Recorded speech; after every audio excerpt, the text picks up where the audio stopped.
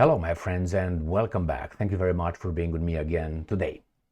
In this video I will feature a video of El Salvador's president answer to a BBC Weasel reporter. The president of El Salvador, I have to read his name. His name is Nayib Bukele. I watched him a few times before, but this answer that he gives to this BBC reporter is fantastic. Why? Because sometimes I hear someone giving an answer to a weasel, and the answer is so fantastic that I would like to promote that answer to whomever I can. Because you learn from that answer that there are some people out there smart, with big balls, and have no problem hitting back at these pigs. Why do I say pigs? It's because they ask very humiliating questions to presidents of countries, but they come from Western countries, so they think they're, so they come and they ask questions very irritating, hoping that the person who was asked does not know the answer, he's a dumbass, he's afraid, he's on the payroll.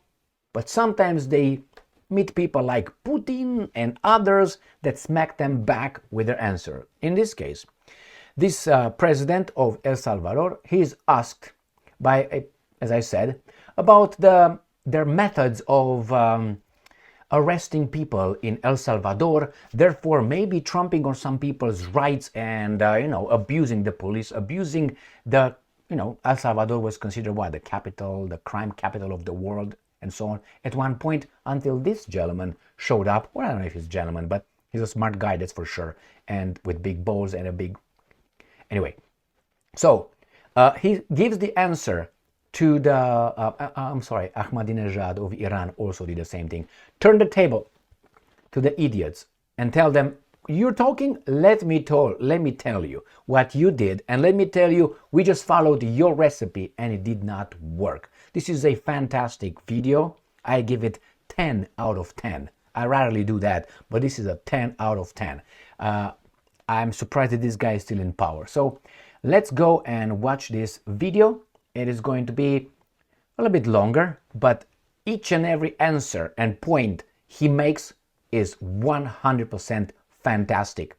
It's like he memorized everything, and he speaks English. He was probably educated, or maybe he lived in, as I think he did, in the United States of America, if I remember correctly. But anyway, if not, it doesn't really matter. He's a smart guy. So I'm going to start this video.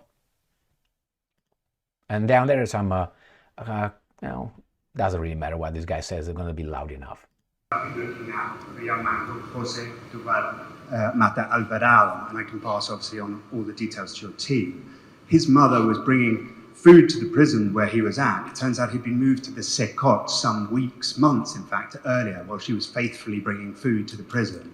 Seems like he's completely lost in the system. And there are two órdenes de liberación in his name, one as recently as June last year, and yet he's simply not been released, even though the 20 days is obviously now 6 months ago, by which time he should have been out. Concerned. I'm wondering what if your intention is to sort of work on the legal side of things, assuming you win today and that you are president for the next 5 years. Well, it's important to say that every police in the world, because I find this somewhat amusing when they say, oh, but in El Salvador they arrest people and some of the arrested are innocent. And I'm a little baffled because I wonder if in the UK all of the arrests are of guilty people, or your police sometimes arrest innocent people. I mean, I bet there will be a percentage of people arrested by UK police, the police of the government that you work for, and they will arrest sometimes innocent people. That you work for. Because it's BBC, the guy will never deny that. As a mistake, or because they had a wrong tip, but they will go to a judicial system. If there were no arrest of innocents if there was one police in the world, one police force, UK, Spain, France, you name it, any country, the US, Canada, any police force that has 0% of margin of error. They only arrest guilty people. Why would you need prosecutors or defense or a justice system? You Fantastic point. Fantastic point. need that because the police is perfect in your country. So every country in the world will have an imperfect police. Now, it is different when you have in countries that promote ethnic cleansing, for example, or they arrest political opponents, or they arrest a minority. But in our case, all of the arrests are made to end the bloodshed that we lived for decades, and we have ended it. Now, did our police made a couple of mistakes? Of course they did. We ended it. That's why our judicial system has been freed innocent people, and they will free every innocent people that the police has wrongly arrested. And we have already freed 7,000 people. Now, I would assume that the criticism may come from a hypothetical country that doesn't have any arrest of innocents. But I'm sure that in the UK they do plenty arrest of innocent people, and then they are proven innocent in court. But sometimes, and we have seen a lot of cases in the US, in the UK, in Europe, that they find them that they're innocent 20, 30 years after being convicted because they found some DNA evidence. Fantastic point. Fantastic point. So what does that mean? That means that you shouldn't arrest criminals? No, it means that police made a mistake and some retributions have to be made to the people that had been arrested wrongfully. But we don't think it's weird, or we're baffled by the criticism of something that you well know that any police in the world would make, which is a small percentage of innocent people getting in the net. The BBC guy now will try another way, so he shut up, the government employee. He's just going to try something else. He's going to get second part of the smackdown because he's going to say, yeah, but it's a big number. It's a big number of people that you really release, man. I mean, 7,000. And the guy uses percentages and says, yeah, but out of how many? Man, this guy is genius. Or at least is normal because he knows he's right. Those guys are wrong. Point on that, of course, yes, though, is that 75,000 people in the space of a year isn't regularly arrested by police anywhere else in the world, and that this is a unique situation with unique powers given to the security forces to make arrests on site according to criteria deemed by them. Yes, of course, because you don't live in the world murder capital. So when you don't live in the world murder capital, it's because you don't have enough murderers to fill a prison like ours. Because the difference is that in the UK is not the world murder capital. El Salvador was, by your own accounts, the world murder capital. So if we have the world murder capital, the most dangerous place in the world, the place in the world with the most murders, why is that? Because we have the place in the world with the biggest amount of murderers. So of course, you cannot arrest 70,000 people because you don't have 70,000 murderers because you're not the murder capital of the world. But we did have 70,000 murderers, and that's just a number that coincidentally is the number that we arrested. Every study made by the World Bank, by the NGOs, by the experts, way before our government established that there were at least 70,000 gang members and 500,000 collaborators. That was established not by our government, but by NGOs, by the experts in the topic. They always said El Salvador has at least 70,000 gang members and 500,000 collaborators. Did you hear that? So he said, yeah, mofo, yeah, because we got a bigger pool that we're going to do this from. We're going to pick. But they're tired beyond his understanding. He did his job, just being a weasel. So you would expect that to end that, you will need to arrest 570,000 people. But of course, we want to be careful and don't arrest the lady that probably helped because she thought that she needed to help because her life was in danger. So we're sparing 85% of the tally that the organizations that you finance established way before our government. So why do we have the biggest incarceration rate in the world? Because we changed the murder capital of the world's most dangerous country, into the safest country in the Western Hemisphere. And the only way to do that is to arrest all the murderers. There's no other way to do it. Well, the other way to be to kill all the murderers, but we don't have death penalty, so we have to arrest all the murderers. So you say, why is such a big number? Well, what do you expect? That we arrest 100 people and we leave 69,900 gang members in the streets and suddenly the murder rate will drop?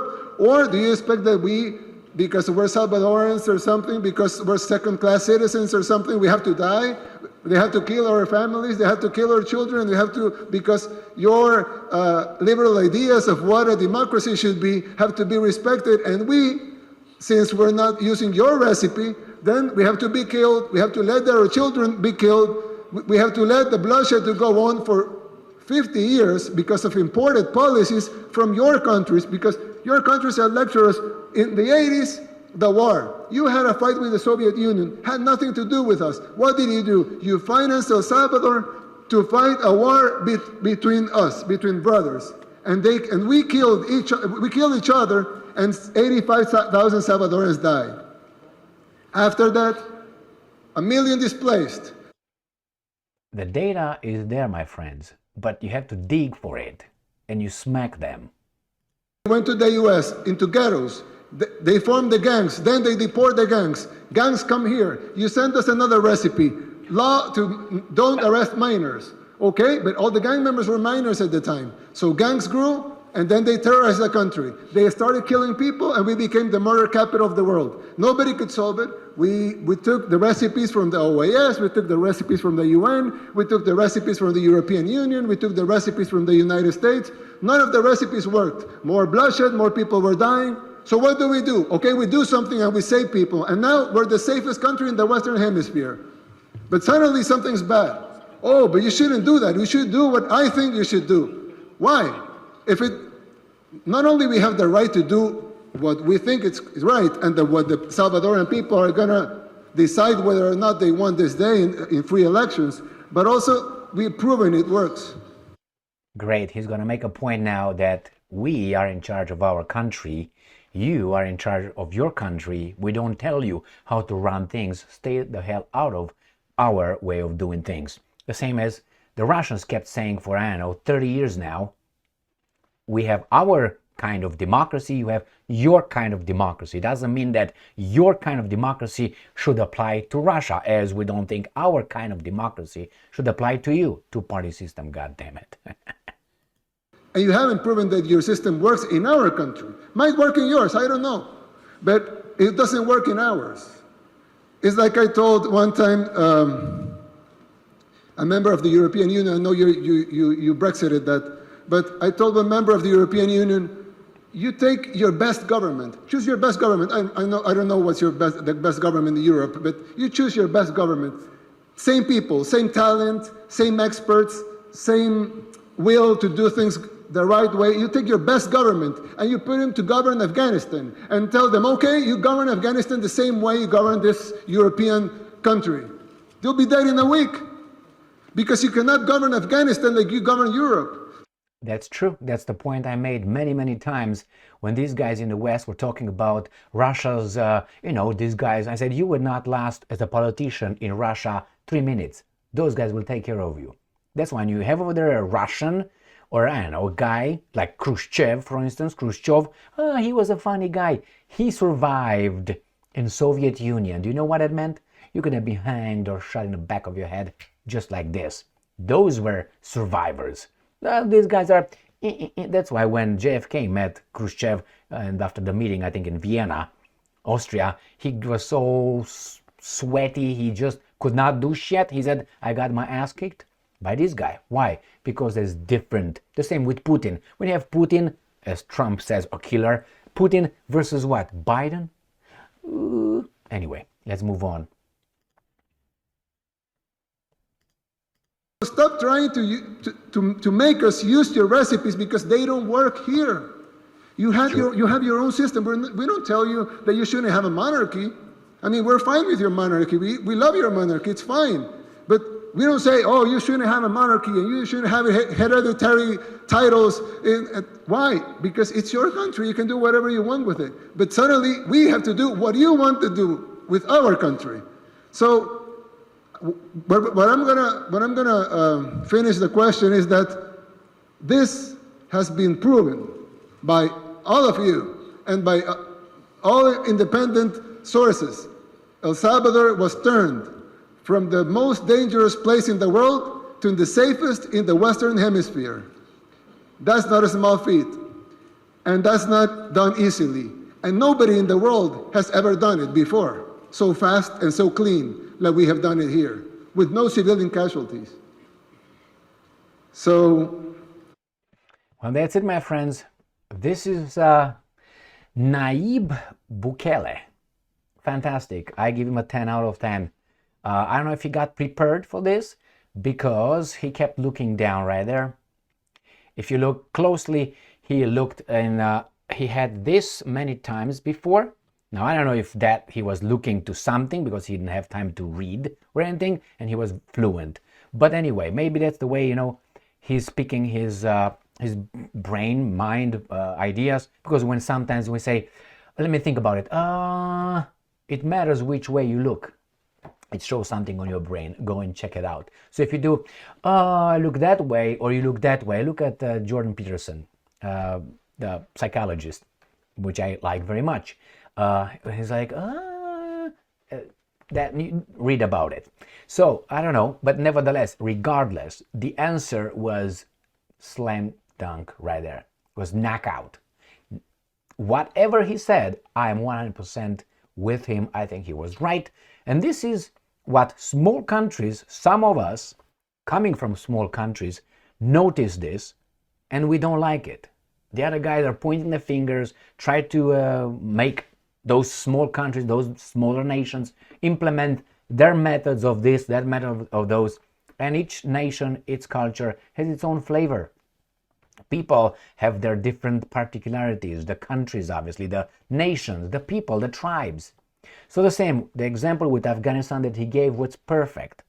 I can give you the same one with Russia. Get all these imbeciles like Lindsey Graham. He's going to be in the ass in the first minute over there if he gets to Russia. And not only these guys, but they act here as civilized and, oh yeah, hit Iran, take out Putin. They're all tough guys.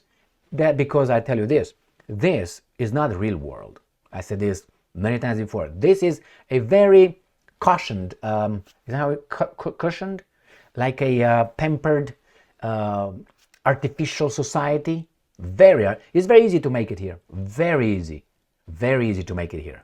That's the whole. When I see people crying that they didn't make it here, is because they're as they are. You can make it so it's organized, easy to make it. Just work, save. Basically, don't have children for a while, and then you can start the life from a different level. So anyway, great. I like this guy. This speech is 100% fantastic. 10 out of 10. Thank you very much for being with me again today. Stay strong, stay smart, look for the truth, and be just.